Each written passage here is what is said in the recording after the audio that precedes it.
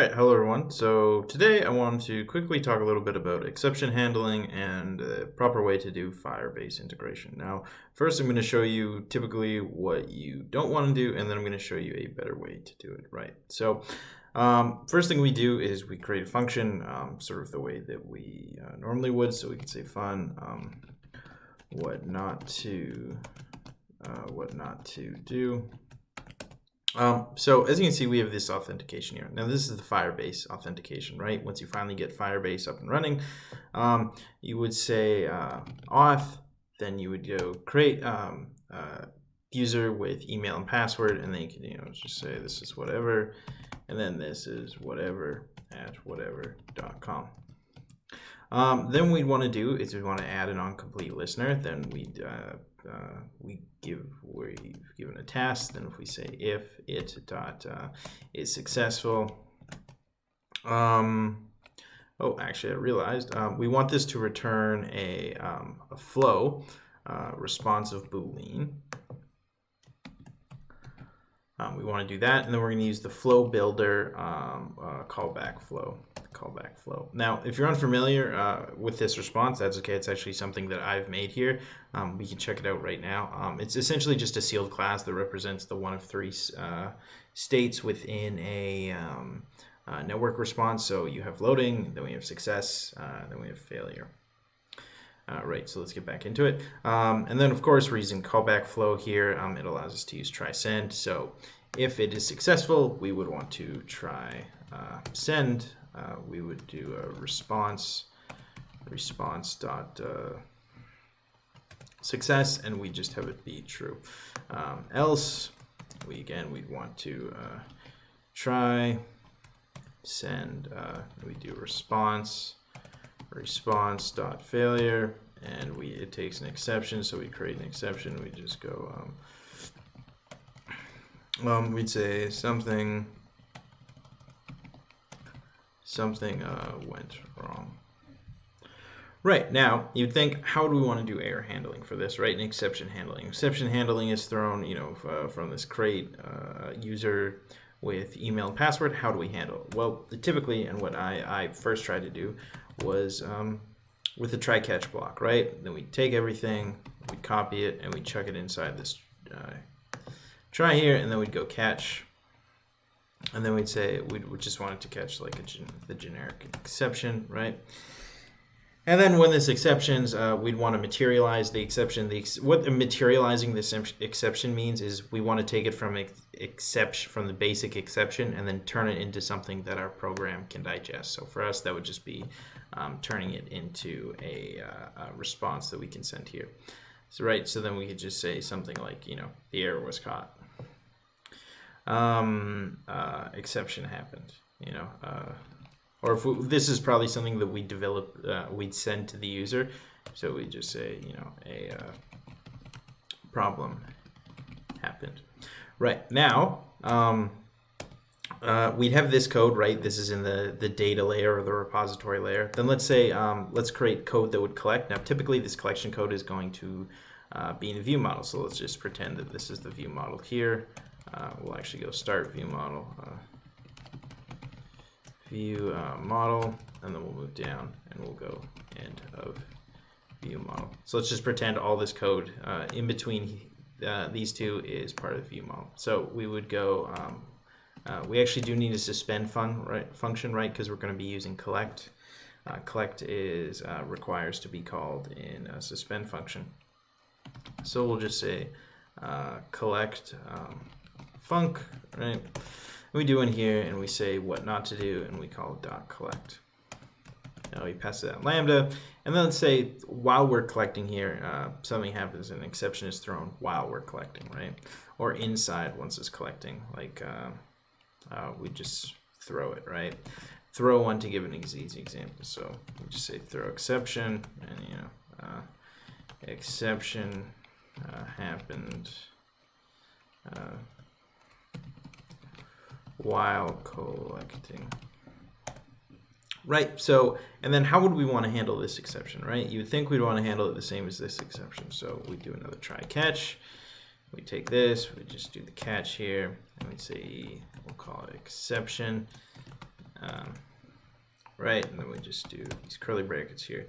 Then we could take this what, and we could chuck it in the try.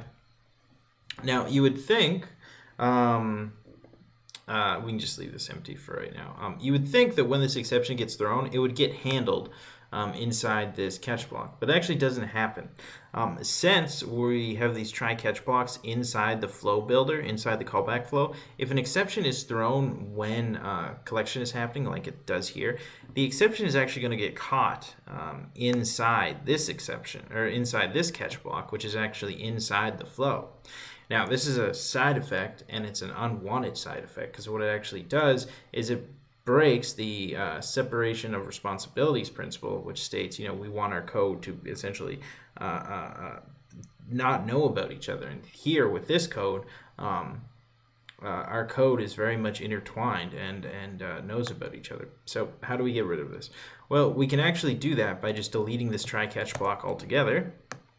So we just delete this try-catch block from inside this callback. Then we can use the collect operator. And then, oopsie, that is not catch. I meant the catch operator. Catch operator, then we can say we'll do cause, and it catches of a type throwable. Right, and then we just go ahead and we say if cause is, then we'll just do like a normal Firebase exception, like invalid credentials exceptions. Then we would do, we could say emit. So we're emitting this, and we want to do response.failure, and we'll give it an exception, and we will just say password or username was invalid. Right, so that is essentially the proper way that you want to handle exceptions when you're dealing with flows. Now that we've done that, right, we've properly done that, you might, I can actually just go ahead and delete this code here. Now, you might have noticed that we're using auth here, but you actually notice we can actually ignore this test code. I was just using it to test. But you actually notice when I have my actual auth register code, you notice that it's calling this authentication source, and it's not doing auth, it's calling this authentication source here. Why are we doing that? Why are we using this authentication instead of auth? Well, we're actually using it for a number of reasons. First of all, it's going to make it a lot easier to test by using an interface, right? Actually, I should mention here, right? You can see that this is authentication source, but we have a Firebase authentication implementation.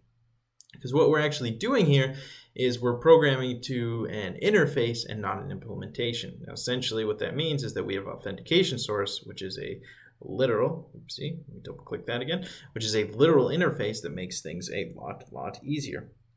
Let's just go back to it here. You can see I have it coded up for my own purposes here. But essentially all we have is just like all the functions that we'd normally need. And then we have our authentication source. Then we have this Firebase implementation. I've essentially done the same thing with my database source here. Now, why do I do that? Well, I did that for a number of reasons. First off being it's going to make it a lot easier to test. It also decouples the code, but also it makes the code a lot easier to switch out, right? If we wanted to change authentication sources, we couldn't do that with auth, right? If we wanted to change out auth, we just couldn't, right? We'd have to essentially just scrap all this current code and write new things altogether. However, because we're using authentication source and we're programming to an interface, not an implementation, like we are with auth, we're able to change out this Firebase authentication fairly easily, right? So if we went ahead and let's say we wanted to create a new authentication source, I could just go new. I could do, oopsie, that's not what I wanted. I could just go ahead and do new. Kotlin class, and I could do, let's just say you're doing like an Amazon authentication. I don't want to add it to my Git, but we're going to go ahead and we're just going to do authentication source, and we just go ahead and implement all these methods. Okay, Now, as you can see, it gives us all these methods, and then we just have to implement the methods. Now, if you go back, you'll see that we're actually using this Firebase authentication. We actually go ahead and look in Firebase authentication. You'll see that it uses the implementation, right? It programs to the implementation. The Firebase authentication itself, it implements the authentication source, and then it does all the it programs the implementation. That's fine because we're using the authentication source to access it. Now, as I said earlier, it'd be very easy to change out this sort of authentication, right? Since we're using this, since we're programming to the interface, and it quite literally is. We just do Amazon authentication, and it works, right? There's no other code. You can see this is using authentication source. We don't get an error. This auth register is using authentication source. It doesn't have an error.